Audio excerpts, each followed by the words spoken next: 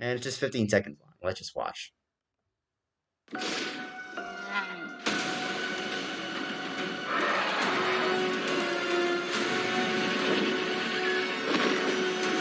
Jurassic World Dominion. Experience a special extended preview only on F9 and IMAX. Huh. Okay, that was quick. Now I gotta put the brightness level up. Let me mute. Playback speed. 025. Let's watch. Alright. So this is our first footage.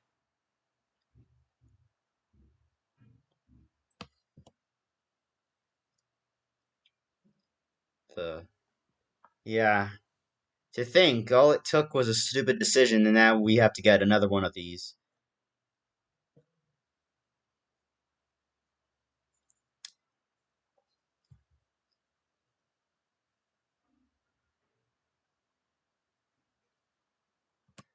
Alright. Yeah. Um, yeah. Ultimately, it's the reason why I don't. Sorry, I'm just still thinking about how this could have been easily. Man, just to think.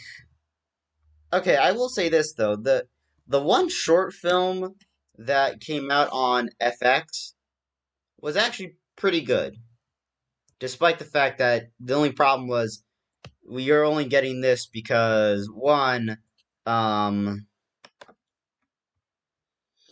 you know, stupid decision from a. Don't get me wrong, I hate getting angry at kids, but it's like made the most. They made the most stupid decision there, and it was like I think the problem with every sequel since Jurassic Park 3 is the fact that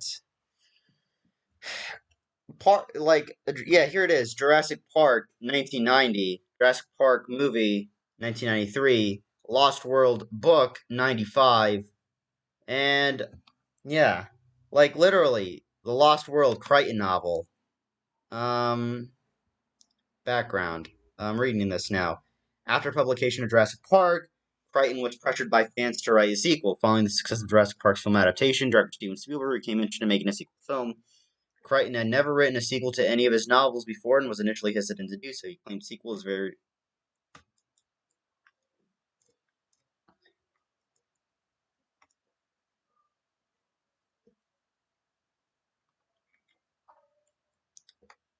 Yeah, I'm reading here.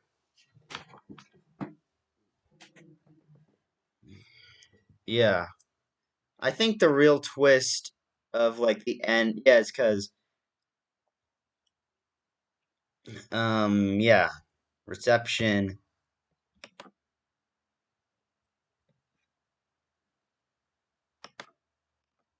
At least I also appreciate the Lost World because even though it's not the movie as well, because even though it's not essentially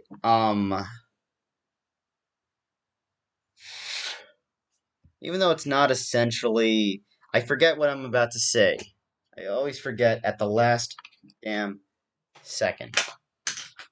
Um but I appreciate it for being a little darker. You know, but yeah. Also what's interesting about Dominion is that it started production last year, but then COVID happened and then, you know, yeah. I think it's the most difficult production ever during a pandemic.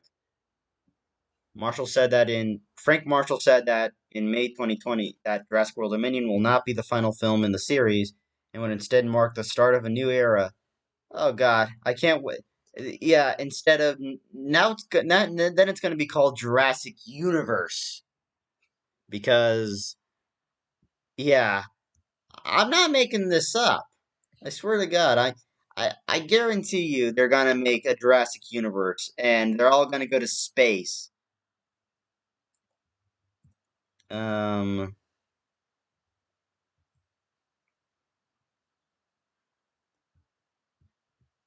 Hmm. Yeah. And it looks like it has some of the half of the team from. All right, so like Colin Trevorrow, which has me worried. I know lots of people would say that Colin Trevorrow's version of Episode 9 Star Wars would have been better, but I'm mixed because, let's see, Safety Not Guaranteed was a decent film, and Jurassic World actually pretty good. Book of Henry was mediocre at best, but it was like, ugh, man, so much going for that movie, and it was disappointing. And then Jurassic World Fallen Kingdom, it was like, I was sort of glad that, Trevorrow was no longer involved. And then Rise of Skywalker came out, so I'm kind of mixed on that decision, though. If that version from Trevorrow would have been a good movie or not, I don't know for sure. But Trevorrow is directing, writing this, and it has John Schwartzman as the cinematographer, so that's interesting. Emily Carmichael, who is she?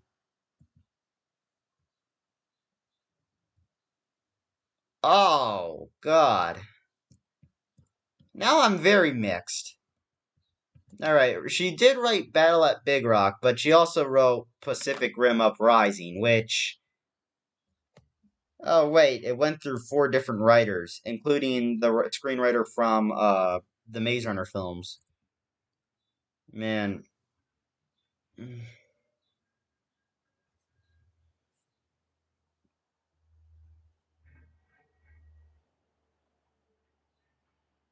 which I will say, Pacific Rim Uprising, the best part was easily like John Boyega and Scott Eastwood, like the three lead actors, Kaylee Spaney, John Boyega, Scott Eastwood, and the visual effects, and the fact that it was shot with anamorphic lenses. I'm a bit mixed because for Pacific Rim, it was shot by Guillermo Navarro. Let me remember. Guillermo Navarro. Yeah, Guillermo Navarro. Um, this guy right here. Let's see what is. Yeah, Kronos, Desperado, From Dusk Till Dawn, The Long Kiss Goodnight. He mostly shoots movies on spherical, and what's interesting as well about Guillermo del Toro is that Guillermo del Toro only shoots 185. All his movies have been 185. Never have they been 239. I know some people were like saying, almost said Guillermo del Toro. I'm not gonna say who, but said that Guillermo del Toro was the director on let's see, what was it? Worst filmography. Yeah, Guillermo del Toro filmography. Yeah, they said he was doing Scary Stories to Tell in the Dark, which I think he was a producer. It was actually shot on in 239. The interesting thing is, like, even though they hired a good DP in Dan Mandel to shoot Pacific Rim Uprising, it's kind of mixed because it was shot to scope rather than to scale. But oh god, yeah, I was not a big fan of Pacific Rim Uprising, unfortunately. Um,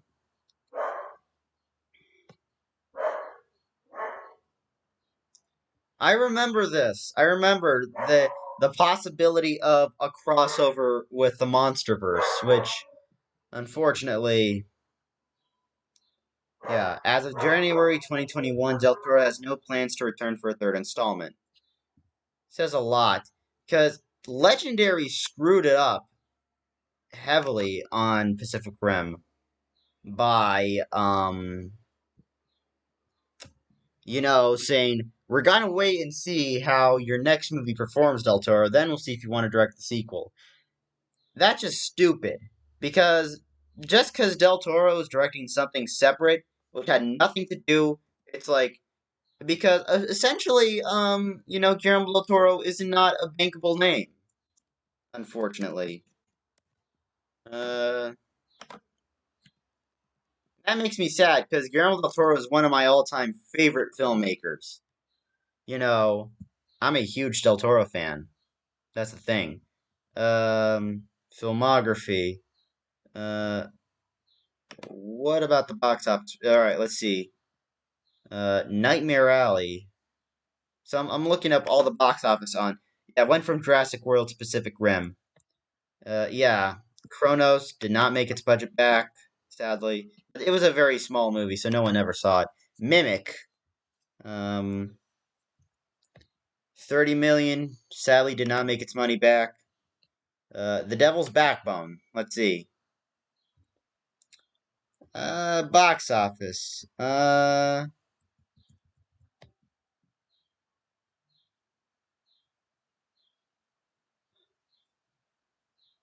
Let's see. No, I can't find the box office performance on this, like, overall.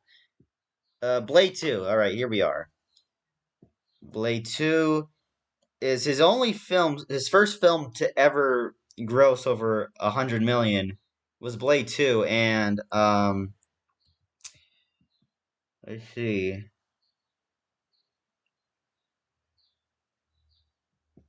making 80 million in the United States and 150 million worldwide. So it was a pretty huge success in many ways. Hellboy, the both Hellboy films.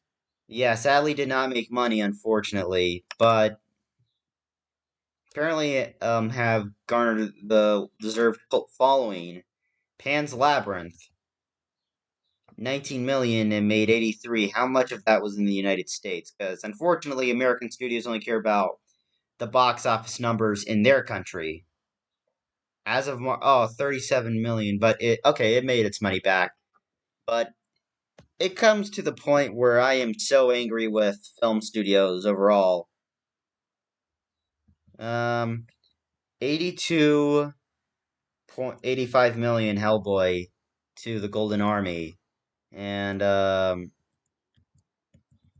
let's see. Where's the damn box office? Release marketing. God dang it. They don't give me the damn box office numbers on this. That's it. I just can't. What makes me sad about Hellboy 2 was that because Mike Mignola did not like these two movies, is sad. Yeah, canceled sequel.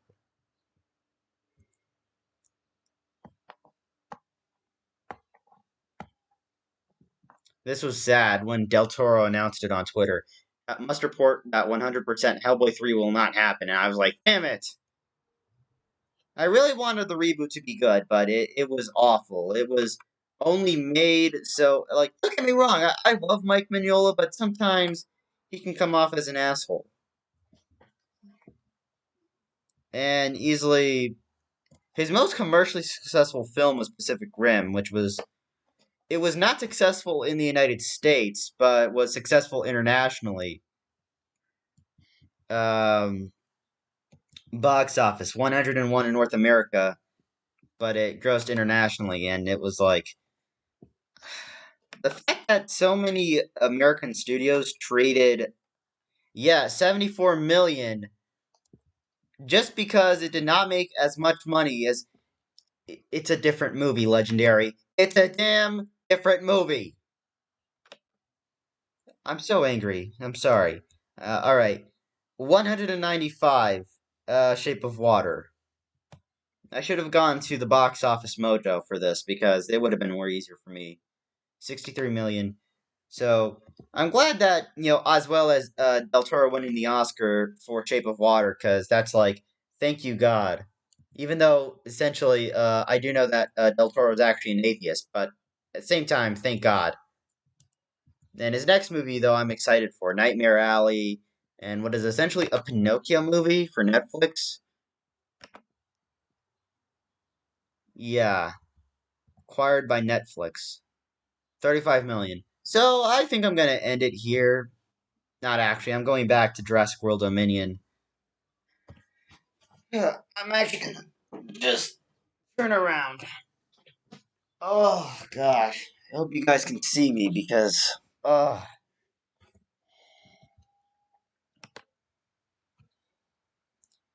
yeah. Alright, well, I have nothing left to add here. I do hope we get to see an actual teaser for this, like an actual trailer instead of this thing here, because I don't have enough money to go to an IMAX theater. So I'll leave a link to the original video down below, as well as a link to my Instagram. Thank you, as always, for watching. Do not forget to like, comment, and subscribe. If you do subscribe, hit the damn bell to stay notified. I'm going, I'm gonna leave everyone. Godspeed. Take care.